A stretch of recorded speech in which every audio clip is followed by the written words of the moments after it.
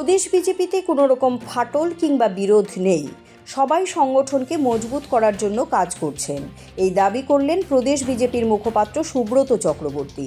সম্প্রতি ধর্মনগর যাওয়ার পথে প্রাক্তন কেন্দ্রীয় মন্ত্রী প্রতিমা ভৌমিকের পথ আটকায় পুলিশ। এই প্রসঙ্গে প্রশ্ন করা হলে সুব্রতবাবু বলেন, প্রতিমা ভৌমিক ব্যক্তিগতভাবে কিছু বলে থাকলে ওনার কোনো বক্তব্য নেই, কিন্তু পুলিশ প্রশাসনকে তো নিরাপত্তার বিষয়টি দেখতেই হয়। নিরাপত্তার খাতিরেই পুলিশ এই পদক্ষেপ নেয়। বুধবার প্রদেশ বিজেপির কার্যালয়ে এক সাংবাদিক সম্মেলন করেন তিনি। কেন্দ্রীয় নেতৃত্বের রাজ্যে আগমন প্রসঙ্গে তিনি বলেন, 31শে অক্টোবর সর্দার বল্লভভাই প্যাটেলের জন্মদিন ঘিরে রান ফর ইউনিটি হবে। 25শে ডিসেম্বর পর্যন্ত রয়েছে বিভিন্ন সাংগঠনিক ক্রিয়াকলাপ। তাছাড়া স্বদেশি উৎপাদনের উপর বিশেষ গুরুত্ব দেওয়া হয়েছে। এই সমস্ত বিভিন্ন বিষয়ে বুধবারের বৈঠকে আলোচনা হয় বলে জানান সুব্রতবাবু। তবে বৈঠক শেষ হওয়ার পর বিস্তারিত সংবাদ মাধ্যমকে জানানো হবে বলে জানান তিনি।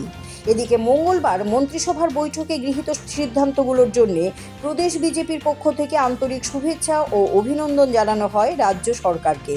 বিদ্যুৎ নিগমে 104 জন ইঞ্জিনিয়ার নিয়োগ, নলচরে মহিলা মহাবিদ্যালয় নির্মাণ, অন্তোদয় পরিবারভুক্ত পরিবারে কন্যা সন্তান জন্মালে এককালীন 50,000 টাকার ফিক্সড ডিপোজিট করে দেওয়ার মতো সিদ্ধান্তগুলোর জন্য রাজ্য সরকারকে ধন্যবাদ জানান তিনি।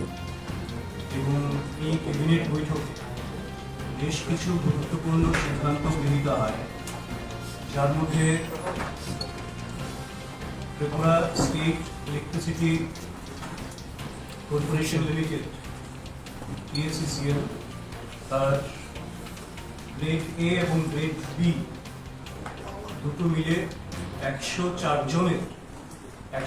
জন ম্যানেজার পোস্ট সেটার অনুমোদন দেওয়া হয়, যার PSECL পরবর্তী সময় ওনাদেরকে নিয়োগ করবেন। এছাড়া যারা সংখ্যালঘু অংশের মানুষ রয়েছে,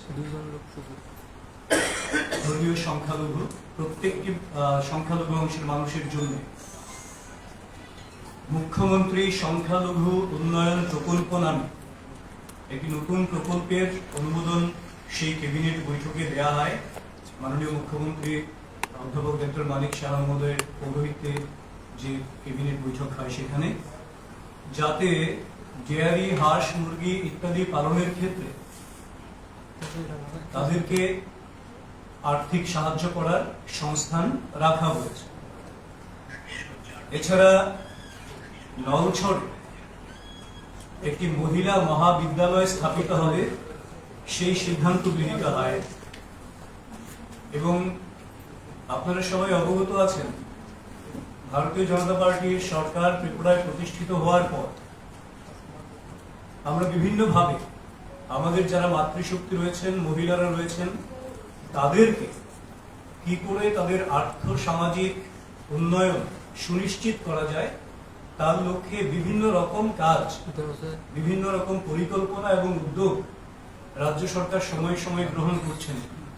যার মধ্যে উল্লেখযোগ্য একটি বিষয় হলো যে বর্তমানে প্রায় 4.7 লক্ষ আমাদের মাতৃশক্তি SHG গ্রুপের সঙ্গে যুক্ত রয়েছেন টিয়ার।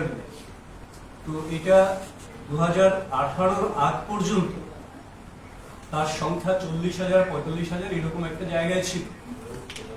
তো তারপরেও মাতৃশক্তির আরো কি করে উন্নয়ন ঘটানো যায় তার জন্য দুটো নতুন বিষয় এখানে রাজ্য ক্যাবিনেট অনুমোদন করেছেন। এক হচ্ছে মুখ্যমন্ত্রী বালিকা সমৃদ্ধি যোজনা একটি গৃহীত হয়েছে, যেখানে আমাদের যে সমস্ত পরিবারে কন্যা সন্তানের জন্ম হবে, 2 জন পর্যন্ত কন্যা সন্তানের জন্ম যদি হয়, 50,000 টাকা করে তাদের জন্য ফিক্সড ডিপোজিট করা হবে।